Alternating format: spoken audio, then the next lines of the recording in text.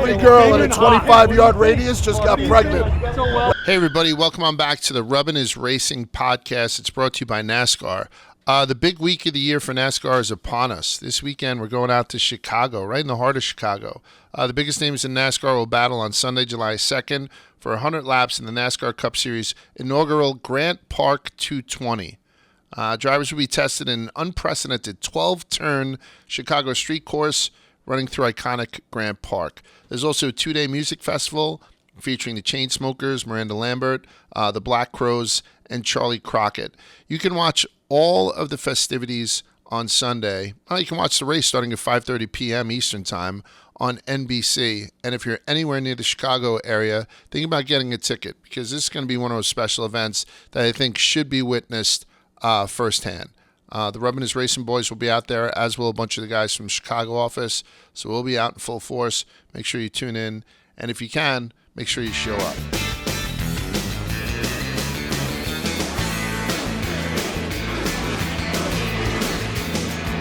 Rubbin is Racing. First off, we got to throw the thoughts and prayers to Jimmy Johnson and his family.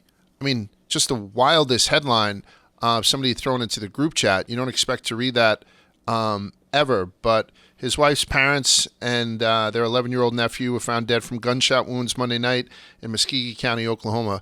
Police told TMZ that they were investigating a murder-suicide type situation, but there's nothing been confirmed.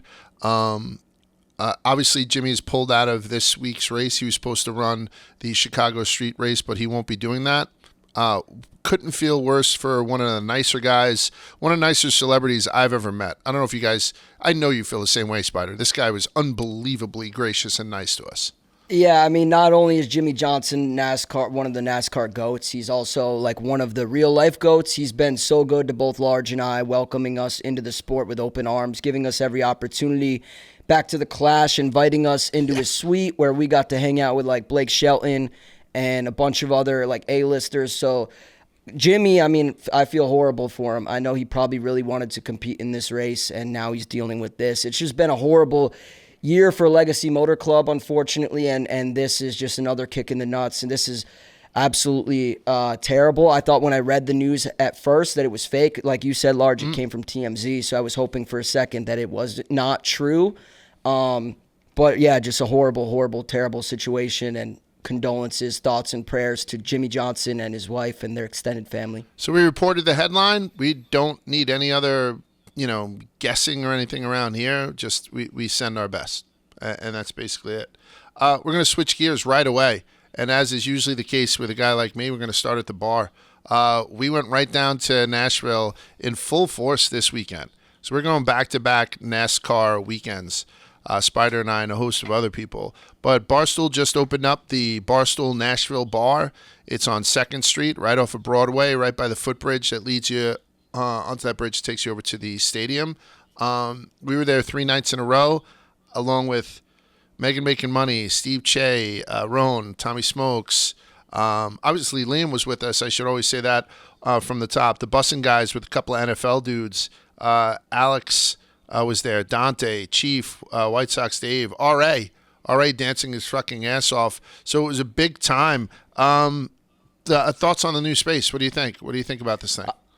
I love it. It's great to see the Barstool brand expand with physical locations. We have now bars in Phoenix, Philly, and now Nashville. There's a couple other spots that are soon to be rumored coming. So it's very exciting. And the fact that my favorite part of the whole weekend was seeing that some of the NASCAR friends came and joined us. We had Jeb Burton, we had Jordan Anderson, we had Noah Gregson, we had Denny Hamlin's mom, which we'll get into. But great turnout top to bottom, not only between Barstool employees, but also stoolies and then drivers and just friends of everyone. So I thought it was a great weekend, and I probably paid the price a little too heavy on Saturday night, but all for the right reason. It was a rough one. I should mention right from the beginning of the thing that Quiggs is back, a well-deserved vacation that he was on last week. He was working on Hillary's re-election campaign.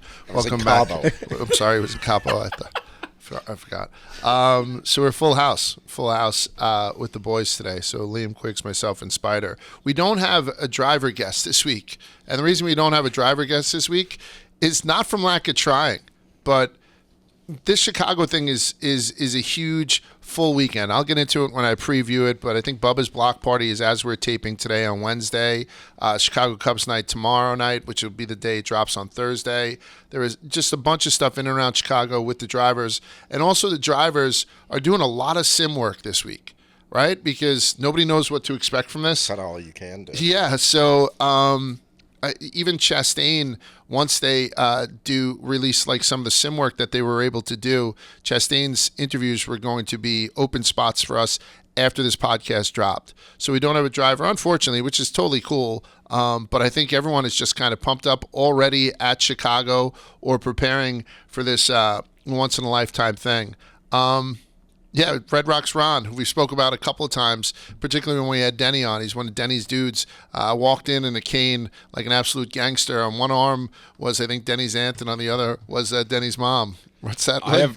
I actually just remember this as you said it. When I had a hell of a time getting back, and I was in the Raleigh airport, and I stopped and I was getting a beer there, and a guy next to me like saw I had a NASCAR shirt on, and he was telling me he's buddies with Denny. And he told me he was like, the best party I've ever been to before was after he won the Coke 600 a couple of years ago. And was telling me, like, he said this guy, I can't remember his name, but he told me he passed out in his yard and woke up from his sprinkler system at 5:30 in the morning. Oh, yeah. That sounds incredible. You absolutely butchered Raleigh there.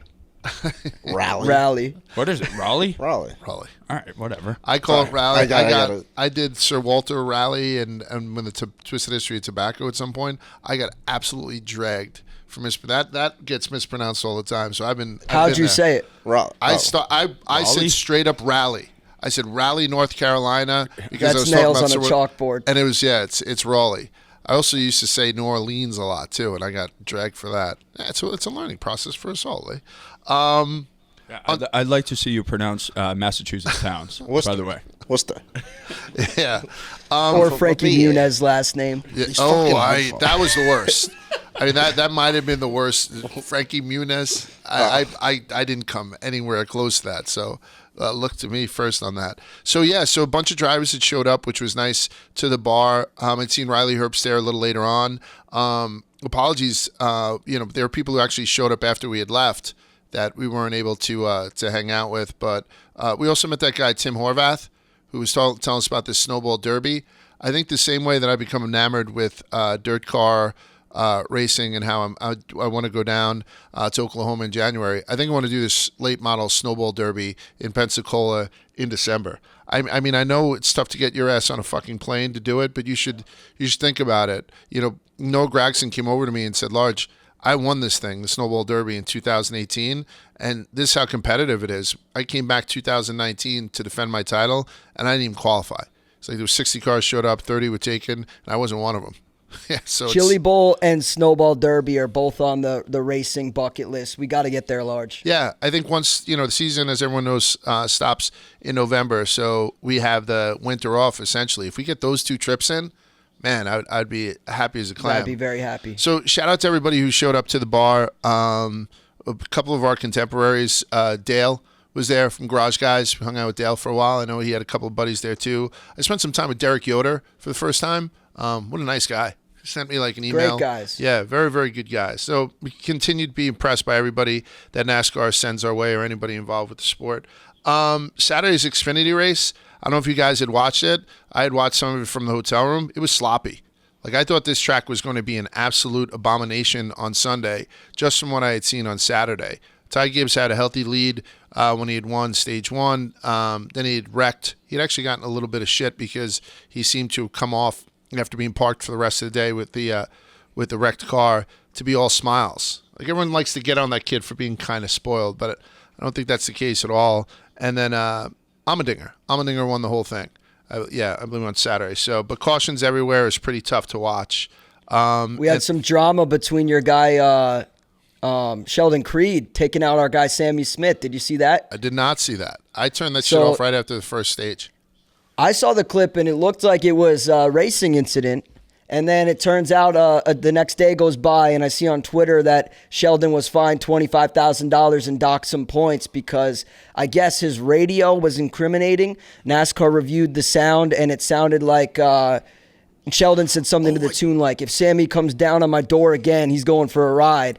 And sure enough, that's exactly what happened. They need more like code words. Yeah. Because that like other than the like steering wheel data, pretty much the only way that you get in trouble is if they get your audio being like, I'm going to wreck him. Because everything else you can kind of play as an incidental or a racing deal. That's the thing. It looked incidental. He easily would have gotten away with it if he just bit his tongue on the radio. And credit to NASCAR or maybe the fan. I don't know who brought this to their attention, but at some point they became aware that it was intentional. Sheldon, Large, and I both root for you, but come on, man. Some things go without saying, just do what you got to do. I'm remiss because I did see that, and when Sheldon did talk that smack into the radio, the guy in his pit crew said, that's going to get you parked.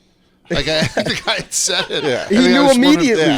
And the guy was 100% right. So, yeah, whatever. I mean, I guess you got to keep your fucking mouth shut. But I think it would also be kind of weird, too, if all of a sudden Sheldon Creed says, the hamster lives in the gerbil's nest, and then but I bet he's not getting fined. Yeah. If he was just like, I'm gonna go, about to go sicko mode or something. Yeah. Like they can't fine him. He could be like, I don't know. That would be hilarious if NASCAR to do like an investigation or an inquiry into like Sheldon Creed's code words or vernacular. Yeah, especially Sheldon. Like, what did you mean by this? So Saturday night we were back at the bar. So I'm gonna pose this question afterwards because we had one of those long weekends. Sunday we get to the track. I had some great food in Nashville. I know you guys went to a pretty cool restaurant. I met you there, but I was hanging around the east side of Nashville. I had some of the best. I had a banh mi, and I had this Thai fried chicken. I had all this kind of stuff. So we had a weekend. But we get back. Large, would you say the banh mi was better than the cheesesteaks we had at the Clash? That's tough. That cheesesteak was at Matu Steak in L.A. and they had the Italian long hot on it. It was that was an elite cheese. That's a good question. Really I can't answer that. I've seen that recently going viral, like on TikTok. Oh, really? Yeah, people have been talking about that, and I was like, we probably put them on. Yeah, 100%. I will tell you, I think the cheesesteak was better. I will, but there's places on the east side, I think it's called East Side, that does this heritage pork banh mi, and I had added some pate to it just to make it complete. Man, it was good. I'm so goddamn fat. So we go back to the track on Sunday. I saw Carl Edwards for the first time, face to face. He's jacked. He is a very handsome man. I was gonna say he's very handsome. Yeah. I believe the hype. And then I had seen that one of the interviews that he'd done, I think right before I saw him too, he called Ross Wynn. So I hear all these rumors like Ross Chastain's confidence is low. I talked to him. He's got a hop in his step. I think he's going to be tough to beat today. He'd said, watch out for Chastain. I know Chastain was on the pole, but he'd called Ross's win. And then we kind of chat, and like Morgan, shout out to Morgan. Obviously, shout out to everybody who helps us out at the track. But Morgan had said how she'd like to get all the retired guys to sort of just race. Like maybe spearhead it with Harvick next year, racing against Carl. Because Carl could step into a Cup Series car right now, I would think. Needs a little time to get used to the new, generation. But he looks good, and it's nice to see him around the track, I think. That's a great idea, Large. What if NASCAR veterans or retired drivers or people that, like Carl Edwards, that are itching for maybe one final opportunity or some more seat time, NASCAR picked maybe like 4 or 5 tracks amongst the schedule that they already run on the Cup Series and say, hey, maybe at some point during the weekend, I don't know when it would be, there's already so much going on, but they make time for the veterans to maybe like 12, maybe like a little SRX. I was going to say, it sounds a little SRX-y, which I don't pay a lot of attention to, but I see the names that they get. I think it would be huge. Yeah, like, I think it would be great. Yeah, like if on this weekend in Chicago where they're trying to do all this stuff to differentiate, if it was like, oh, Carl Edwards steps in and, against like Jimmy, right, who's not back full time. Clint, Jimmy, Tony. And just a short race too, like one stage basically. Yeah, exactly. Which I think that'd be good for NASCAR to have an hour-long race compared to some of the other stuff. Yeah, I think about the fans that are fans of these drivers that are now since retired. That would bring them right back. maybe even to the track, if not to their TV screen. So I think that would be an unbelievable idea. I guess the issue is they retired because they don't want to race anymore. So Yeah. you can't just throw them back in. But everyone gets the itch. Yeah, Right? for Like, sure. I don't think they want to race. They throw the bag. Yeah. Carl Yeah, Edwards was a everybody guy would say who couldn't have been more removed from the sport, wanted nothing to do with it, and now seemingly the fire is lit again inside of him. I guess There's there is a spark or- difference between not wanting to race and not wanting to have like the grind of racing. That's where true. It's Don't like want to if race you from have February to 36 a November. relaxed thing. Yeah. You're not doing the sim. You're not Yeah.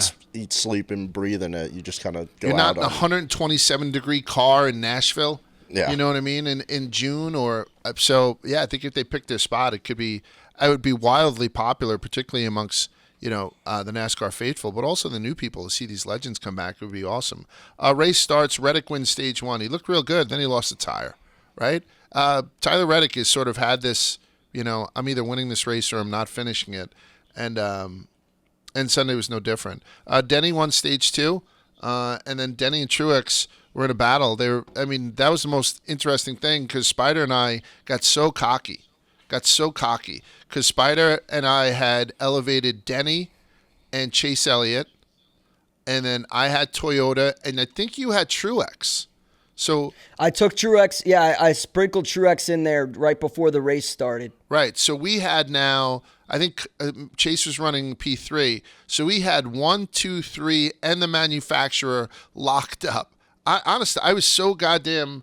It's all these VIPs that we met in and around the thing. I was downright cocky. And then all of a sudden, Ross Chastain comes in and blows the whole thing up. Ross Chastain gets his 3rd career win. Afterwards, he said there was a difference in the track once the sun went down. When he really started to take off, you kind of could see it. Now he has a win on a road course, a super speedway, and a traditional oval. Justin Marks says it was the biggest win for Trackhouse. Kind of tallest midget in the circus type statement to make because they've only had 4. Is that true, you think? You think this is the biggest win for Trackhouse? You don't think it's, last year's huge, ride the wall? Like, this is it, or is it just somebody being a little bit more excited than they should be? So the wins are Nashville, Talladega, Coda, and Sonoma, I think. Yeah, Sonoma for Suarez. So it'd be between, I would say, Nashville and Talladega. I think, right? I mean, I think it's either their first one or their latest win because, hear me out, I've been critical of Ross as soon as like last week. Despite how good he's looked, he was knocking on the door and he needed to win. And there was a lot of talk, has Ross Chastain been neutered? What's going on with Ross Chastain? I think this win is the biggest because he proved that last year he can win. He did it twice on 2 completely different tracks. Right. And then now this year it's like, what happened to Ross? Like I said, did he get neutered? And now here he is putting his balls on the table in a big way. I think this was a very big win for Trackhouse. And I would probably agree with Justin Marks. You think it's bigger, and I know it wasn't a win for him, but you think it's bigger than when he rode the wall? I think in terms of The Hail Melon? momentum and for the season, yes. I mean, Ross, maybe that's a hot take because Ross needed that move to continue his playoff aspirations last year. But to me, I think a win always will be number one. That's what this sport is about. The wall move was sick, and it was very unique and cool, and that has like a lasting it'll be remembered. appreciation. Yeah, it's got like variety to it. Yeah. Right. It's probably more evergreen, but at the end of the day, I think I'd rather take a win than a ride along the wall. Correct me if I'm wrong. What do you think?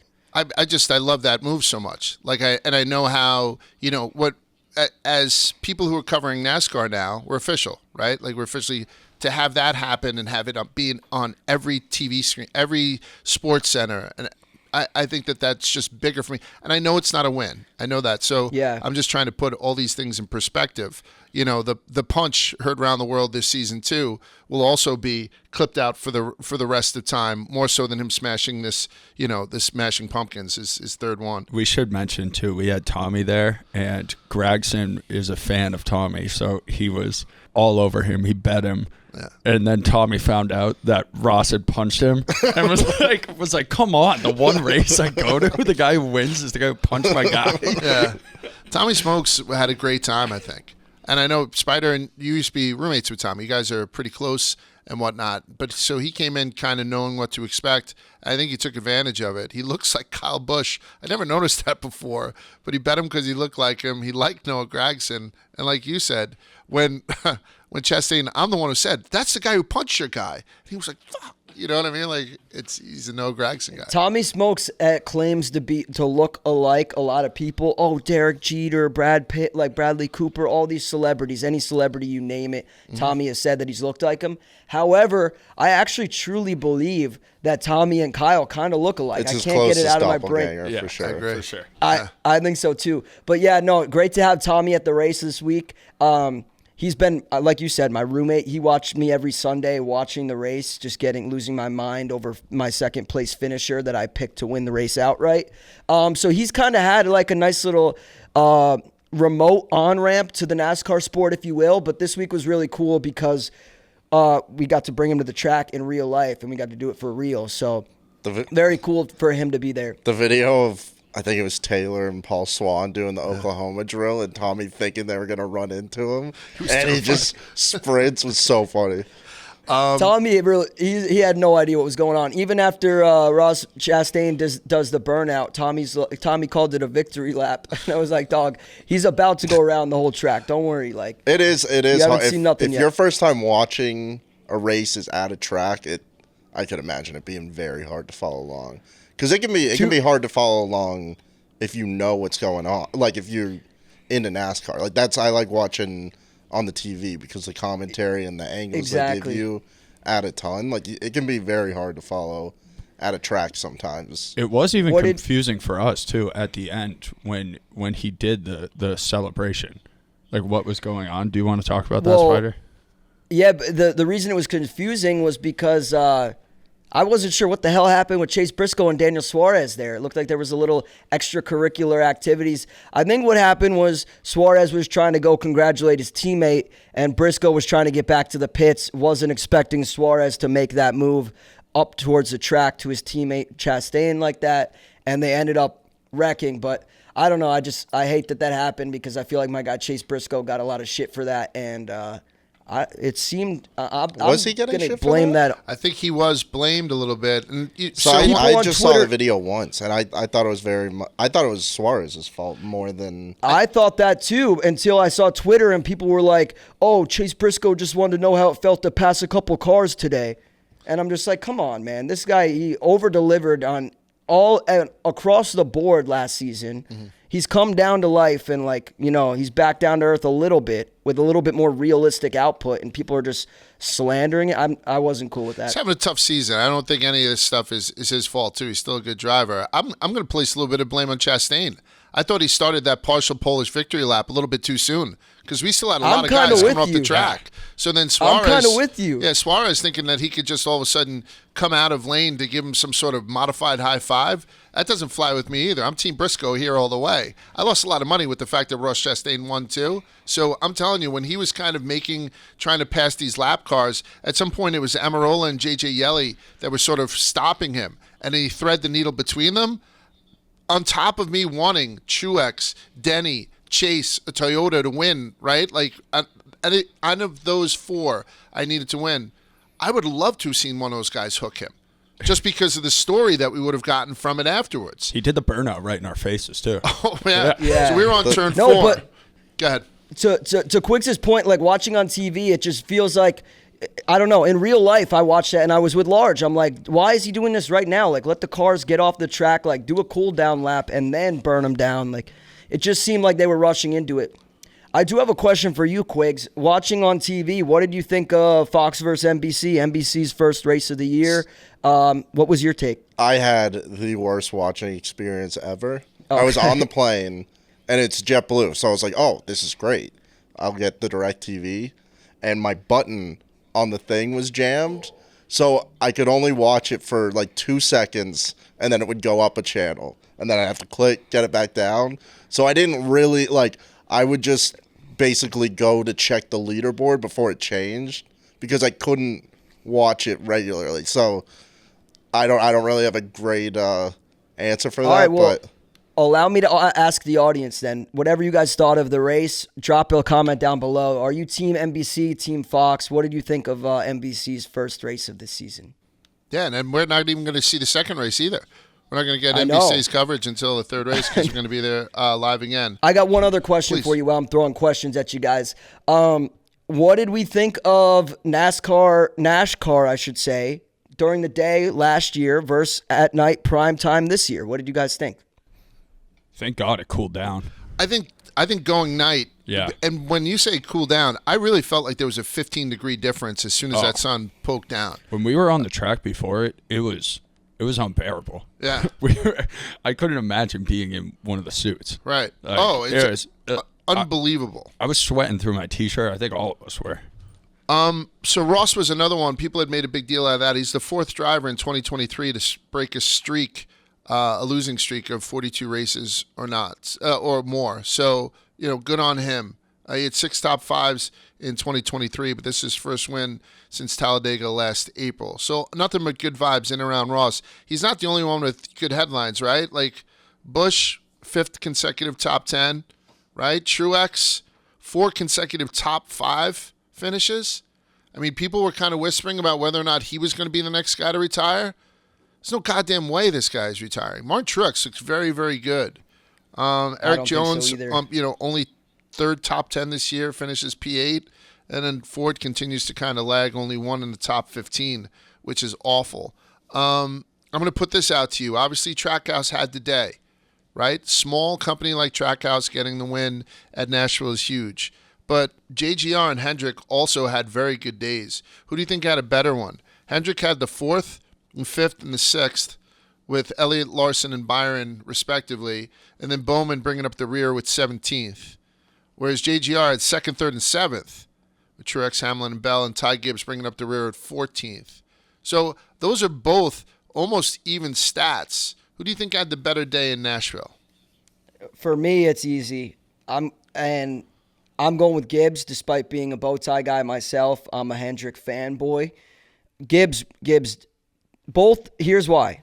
Truex, Hamlin both looked like at points they could win this race, whereas I didn't really feel that way about Chase Elliott or Kyle Larson, who Chase Elliott I had money on. So it was like those guys did a good job. The Hendrick cars did, but it felt to me as though those cars were kind of like 10th and then kind of climbed in the last stage into, the top 10 area. Whereas the Gibbs cars, Truex and Denny, both looked like they were, they could lead the race.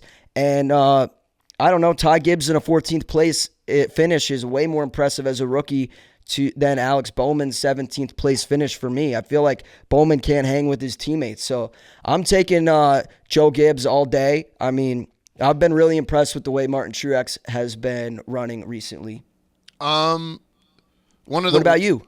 I mean, I tend to agree with you just because, like I said, watching those guys, Denny and Martin, battle for first place was pretty fun. Larson had a pretty good day, but he came out of nowhere towards the end.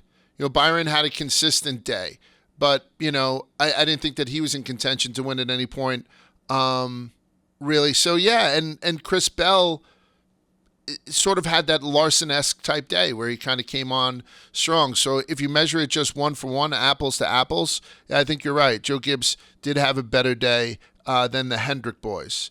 One of the people who did not have a good day at all was Ryan Blaney. He hit an inside wall on a restart. He said it was the hardest hit of his life. They had clocked him at going over 120 miles an hour on the restart, but by the time he had skidded through the grass, tried to right himself. So he took his foot off the brake or whatever because he thought the car was going to right itself. So by the time he hit the concrete wall, he was only, and I put air quotes around that, only going somewhere between 55 and 60 miles an hour. But he went from 55 to 0 in a millisecond, and he said it was the hardest hit of his life. I mean, we know about safer barriers, and maybe you can't get safer barriers everywhere, but does Nashville, did they drop the ball here? Aren't we at a point that, we've done so much to keep the drivers safe? That's the priority with NASCAR nowadays, and as well as it should be. Who is that? Is that Nashville who drops the ball there? I don't know who to blame for this. Probably the track. which is tough because I think the track did a great job this weekend. They were unbelievable to the fans, and they brought everyone in, and they did a great job in just their second or third year hosting the race there. So I was really impressed with that. However, to me, I mean, this is 2023. We're building goddamn racetracks in football stadiums. We're building them in the streets of Chicago. How hard is it to put, on an oval nonetheless, recycled tires around the entire perimeter? I mean, we've seen so many drivers, even as recently as last year, get injured from hard contact with the wall. This is so, like, mind-numbing to me. How hard is it to make the simple change? It seemed like there was, like, and that part of the wall which he hit was one of the small portions of the track. So, again, credit to Nashville. They did what they thought they needed to, but clearly it wasn't enough. So finish the job, put in the tires. This is crazy. I can't understand this at all. Yeah. I mean, we're in the green room at Nashville, and there's a bunch of VIPs and NASCAR friends in there. Ryan Blaney's girlfriend's in there. I watch her run out the second this happens. Like, that's scary. You know what I mean? No one should have to deal with that, especially when the solution is just putting in tires. Yeah. The safer barrier is proven to work. Do it. Ryan Blaney's girlfriend, is that William Byron's sister? No. Opposite. Or is it the other thing? Opposite Ryan way. Blaney's sister is William Byron's girlfriend? Yeah. I'll tell you, That while one. we're staying on this, and I haven't been bonked yet I have not been bonked yet this week, but at one point during driver intros, and Tommy went over to try and see if he could get a picture with Kyle Busch. You know, Kyle had his son with him, so he didn't stop. Kyle's wife had walked out, and she had walked by, and Smokes was like, "Oh, who's that?" And you had said to him, "Oh my God, that's Kyle Busch, the guy you look like. That's his wife." And Tommy Smokes was like, "Man, that bodes well for me. Like, you know, like someday he's going to line one up." Do you think Tommy's wife will look like Samantha Busch? I don't believe so. And that's not a dig on him, but she's a fucking vision. What else about that thing before we move on? Would you say that this is probably the worst 3-day stretch that your ears have ever been on between the Nashville bar? If there's one thing I didn't like about that Barstool Nashville, holy shit, it was loud. They did not turn down any part of the DJ to the band to this to that. And then you go to the VIP tent. This was in an actual tent. So you never got a break from the cars. I was this close to putting in earplugs, and I didn't because I'm a man, but... Do you guys never wear earplugs? No, never. No. You? Yeah. But I raw dog it. I'm in the mud when I go. You guys are in your press box. I probably should have wore earplugs. Honestly, this week was pretty damaging on my body between the alcohol consumption, the sun damage, and then the ear damage as well, starting with the Barstool Classic on Monday and Tuesday in Chicago in the sun all day. And then went to Nashville Thursday, Friday at Hermitage, I believe, petting sheep and goats all over the course in the sun again. And then this weekend, in the sun all weekend, getting music, engines, RPM down the ear hole. My body is still recovering. Hopefully we'll be back up for Chicago. I'm very excited. Yeah, it's going to be good. The last thing I will mention is that in the VIP, there was a couple of people there, Overtime Megan, Livy Dunn, and there was a country artist who I wasn't aware of. And his name is Hardy, correct? Yes. And he kind of looks like Kid Rock a little bit. Looks like a younger Kid Rock, more handsome Kid Rock.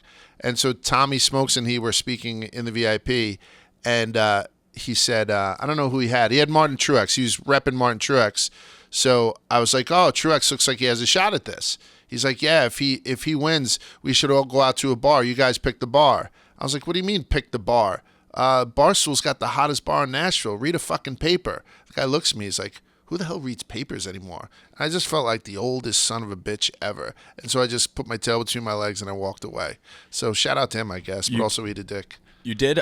You kind of did make up for it. You pulled such a power move in the third stage. It was like it was kind of clearing out there. Lars just took a chair like he's sitting in right there from the other side of the thing and just put it 2 feet in front of the TV. Yeah. That was right next to the bar, and then everybody else followed. Yeah. So then I had a bunch of people around, including Red Rocks Ron.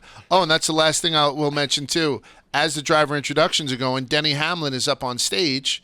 And so we give him a simple, I think you would give him, hey, what's up, Denny? And he didn't even look at you. He looked right at me and it's like, stay away from my mother. I was like, whoa, I bought the lady one drink, right? Maybe we held hands. That's about it. Denny Hamlin's sense of humor is undefeated. Yeah, absolutely. Fantastic. Yeah, he's quick. Yeah. Hands off my mom. Okay. Also serving as honorary race officials for today's Allied 400. I told you he wasn't What's the gonna like story it. there, Lars? Hamlet's mom stopped by the new bar. Came by and bought her a couple of drinks. It was 100% nothing. She's a lovely lady. So I think this is a good time as any to mention our other presenting sponsor, and that's Coca-Cola, particularly Coca-Cola Zero Sugar. There is no better way to express how happy we are to be amongst the Coke family in NASCAR than what had happened to us at the track when we ran into Joey Logano. So Joey Logano, for people who don't know the history, Joey Logano was never really a big fan of Barstool, and it's because Big Fat and PFT, T stands for terrible person, called him Slogano at some point, and so he sort of put us on the pay me no mind list. We've come off of that now, and we've become friends with the guy, so much so he was walking by us with an ice cold Coke, and I was like, Joey, we're Coca-Cola's on board with us. He's like, I know they are. And so he went in and he shot a quick ad with us on the course. So it was so nice. I felt like I'm part of Coca-Cola. It's a brotherhood. Family. Yeah, it's a little bit of a brotherhood. Large, I think he was prepared to share that Coke with me had he not needed it for driver intros for his walkout on the stage. Yeah, and so he almost handed it to me. Yeah, so he did. I'm drinking one of Coke Zeros now, Coke Zero Sugar. Spider's got a case of them behind him. The Chicago office is covered in them, waiting for us to go in. So I bought a couple last week, and they started disappearing in the office. So I was like, you know what? I'm going to really go out and go all off. So now we have plenty. I'm going to be sharing a Coke with the whole Barstool Chicago office, and I hopefully that will earn me some brownie points. We have ad copy that we get from advertisers, and one of the things was, want to know why Coke and NASCAR is just a great pairing? And I think we're supposed to answer that. And I think 2 words, Joey Logano.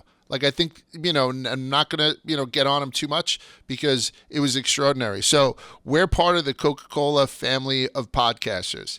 We're hanging out with the Coca-Cola family of drivers, and we're happy to do it. So go and find out, is this the best Coke ever? There's only one way to find out, and that's to take a taste. So we're going to have it at every race. We're going to talk to every driver. Thank you so much for being on board. That Coke saved my life this weekend. Oh, man. I almost did my one my Coke life. of the year. You almost did? Almost did, and they had competitors where I was staying. I stayed away. Absolutely. A little Mexican Coke south of the border. That's exactly what I want. I was like, this is the perfect place to do it, and I was just stuck in a resort, and that all they had was a competing brand, and I was like, no, that would be the wrong way Good to call. do it. Sacrilege. Yeah. So we'll have to make that maybe that can be an ad we do. It's me drinking my one Coke of the year. We have two members of Rubbin is Racing who are going to be living in Chicago full time by the time the fall rolls around. Spider's out there now. Quiggs is going to be out there sometime in September. So this Twisted History has got a real Chicago bent because I don't think a lot of these drivers are going to be driving up in their haulers and stuff. Everyone's going to be flying in. You guys are going to be flying in, and most people are going to go through O'Hare. So I'm going to do a little Twisted History of O'Hare if you guys are okay with it. It's going to just take 1 second. So O'Hare Airport is, you're going to start to hate this thing after a while. You'll hate O'Hare Airport after a while because it is an absolute shit show. But it's named for an American fighter pilot. This guy is Lieutenant Commander Edward Henry O'Hare, who on February 20th, 1942, so this is World War II, he became the Navy's first fighter ace of the war. In order to become an ace pilot, do you know what it takes to become an ace pilot? No. You have to shoot down 5 enemies. Okay, I thought it was kills, but then I was like, I don't know. I think in the last Top Gun movie, somebody officially became an ace in it, right? When they had taken down another thing. So to become an ace, you have to shoot down 5 enemy. So this guy, Lieutenant Commander Edward Henry O'Hare, became an ace when he single-handedly attacked a formation of 9 heavy bombers approaching his aircraft carrier. Even though he had limited amount of ammunition, he's credited with shooting down 5 and became the first naval aviator recipient of the Medal of Honor from World War II. So this guy is an absolute stud, and you'll see he's got a plaque up somewhere in O'Hare. That's what it's named after. That's not Twisted History. Everybody knows that. What I want you guys to know, and what most people don't know, is before he entered World War II, his father, who was known as Easy Eddie O'Hare, was gunned down while driving his 1939 Lincoln Zephyr coupe through the intersection of Ogden and Rockwell in Chicago by 2 shotgun-wielding gunmen for being the only man who was willing to testify against Al Capone. So the guy who O'Hare is named after is an absolute pilot stud. and that guy's dad was gunned down in the streets of Chicago before he could testify against Al Capone. Just something for you guys to put in your back pocket.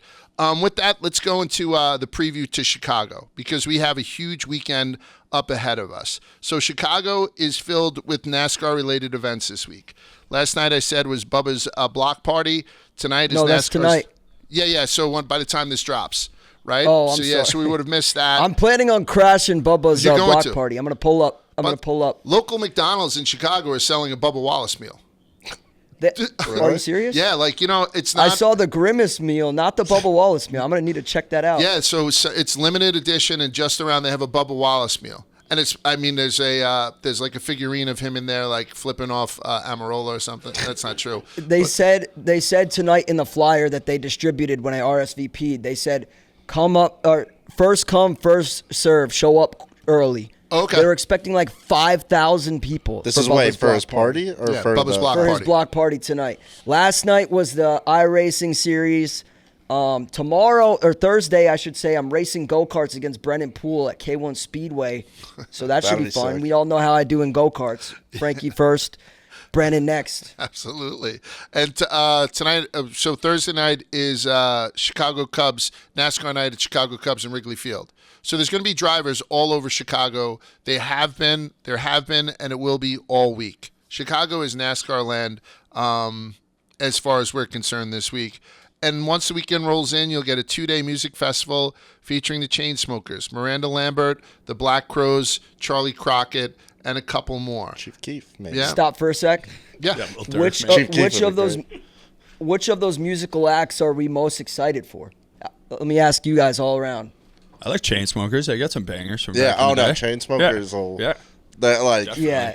I don't know. They're a little formulaic, but they have bangers. Yeah, it works.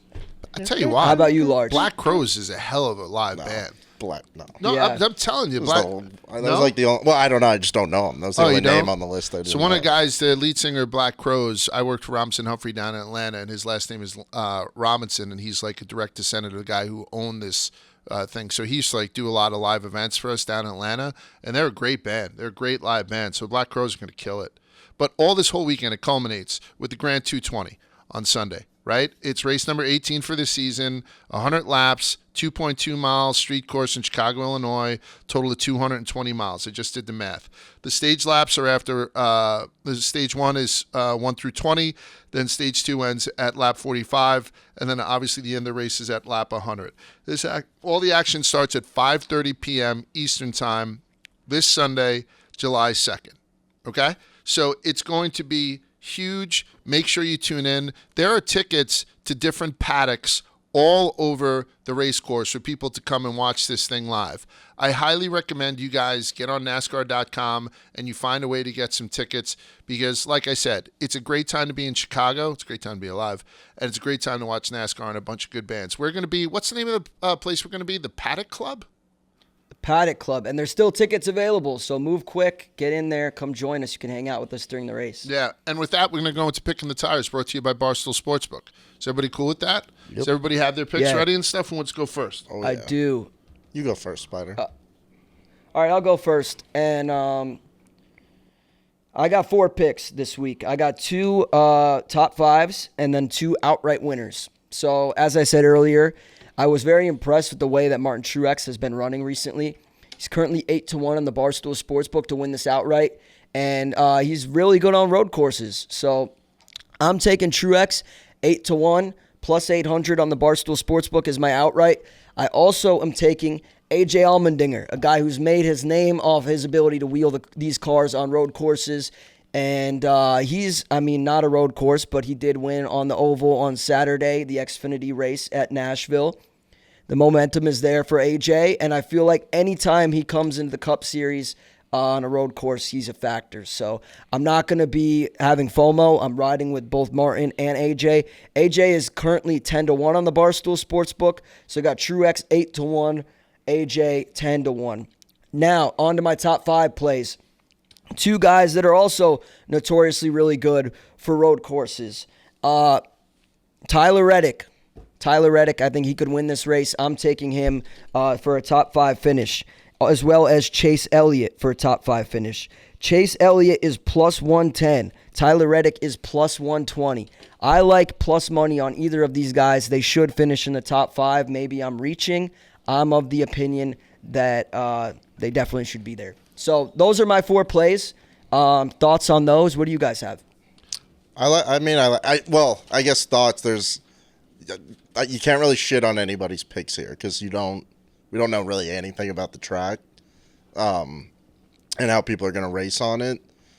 But the way I kind of like long shots this week, just because I don't know, like what was that race? Was it Kansas where everybody's brakes were failing? No, it was Gateway. Yeah.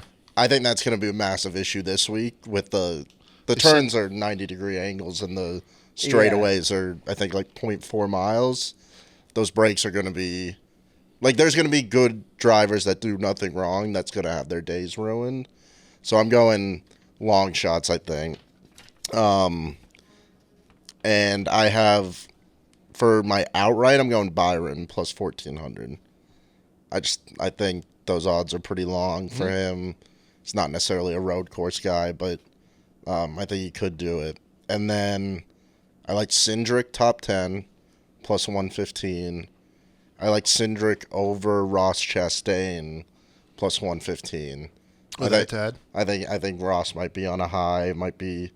I don't think this will be a track where you can really get away with any dumb, risky decisions, and I think there may be 1 or 2 of those in there for Ross. So I think Cindric can beat him. And then my favorite play, which I love this one, is Team Penske plus 1,100. Really? You get Logano, who has won in the past 3 years. I think he's won, or past 2 years, he's won 3 NASCAR debut events. So the first time when they try something new out, he's won those. Cindric's really good at road racing. The closest comparable track would probably be Indy road course, just like with the angle of the turns. And he finished second there a few years ago.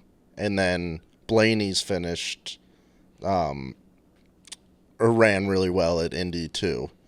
And I think I like having 3 guys with 1 pick just because there's going to be a lot of people who, like, your day will get ruined early in this.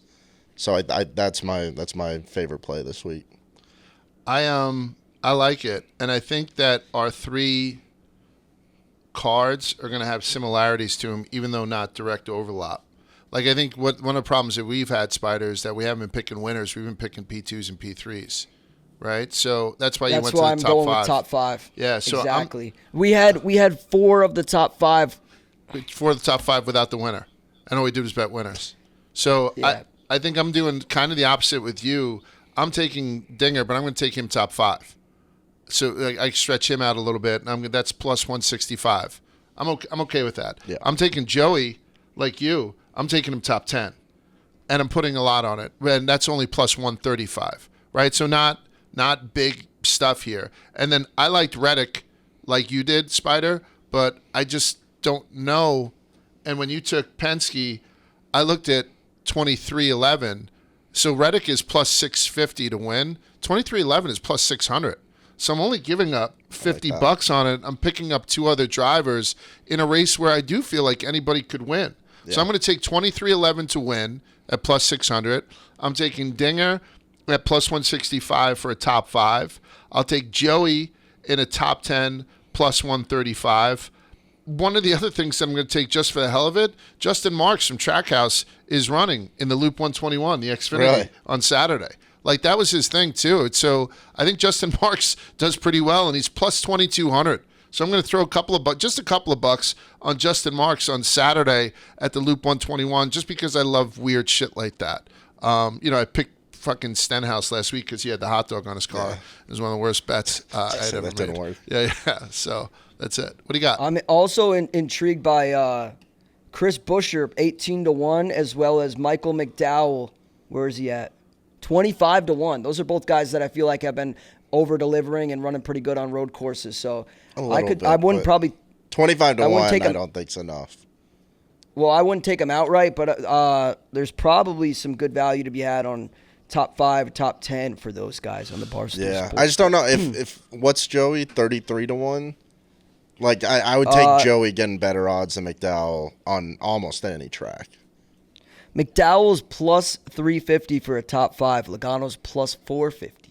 Yeah, like I'm taking Logano every time in that. I think I'm taking him And top I 10. don't know. McDowell's not Stretching necessarily out. bad, but like I don't know. I don't either. None I'm of a us know. McDowell But guy. now, You're right. You're right. Yeah, riddle me this though.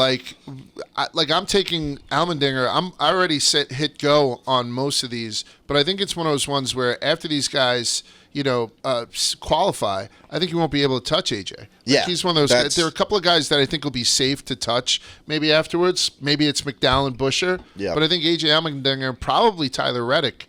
I don't think those things are getting any better. I think they're going to get worse by the time we get to Saturday and certainly to Sunday. I meant to say that our odds are going to be significantly different once qualifying. Right. Because it'll be the only like data they have on the track. So How do you feel about your favorite, not your favorite, one of the things that you do? How do you feel about the plus 550 winner of first, second, and final? Right? do you First mean? stage, second stage. You bet that once yeah, and nobody I else looked did. at that. That keeps coming in. It used to Yeah. be like plus 900, plus 800. It's plus 550, thinking that maybe the guy who sits on the pole and stole one or whatever is going to sweep this thing. Plus 550 is not a lot. No, I would not. I was actually looking at no for that. Oh, okay. Because it was plus or minus I- 1,100. I'll take but the other side. Yeah, that it's minus 1,100. Can't win but anything with it. I don't know. It could I think just the plus 550 is worth a sprinkle. This is a race where we know nothing. We have like no data to go off. Who's to say it's not just single file and these guys are, afraid to make passing or something like that? I would want to look at like pit windows and stuff before I took that, just to see if there's like a late stage pit window, then that'll screw you. But I don't know. That bet is a nightmare. It is, but it's more intriguing this week than normal, in my opinion. Yeah, I guess, but the real bet is to take no on that and use it as interest, but that'll fuck you eventually when somebody 100%. sweeps. I don't But getcha. you're not. I don't think you're going to get rich betting sweep Yeah. every week, but you can't do the opposite way. We've only had one this season, I think. It's that Byron race, I believe. Yeah. And we've only had one sweep this season. I will throw that shout out, too, because Derek, the guy that we hung out with this week, did send me some stuff. So he was so high on Joey, and he also pointed out the Justin Marks thing. And Justin has more of a resume than I had known. So that's it. If you guys have nothing else, that's it for this week's Rubbin' is Racing. We're on our way to Chicago. We're going to tear it the hell up. And so even though it's July 4th week next week, we're still going to have a Rubbin' is Racing episode out for you guys. So stay tuned for that. And thanks so much for listening. See you in Chicago.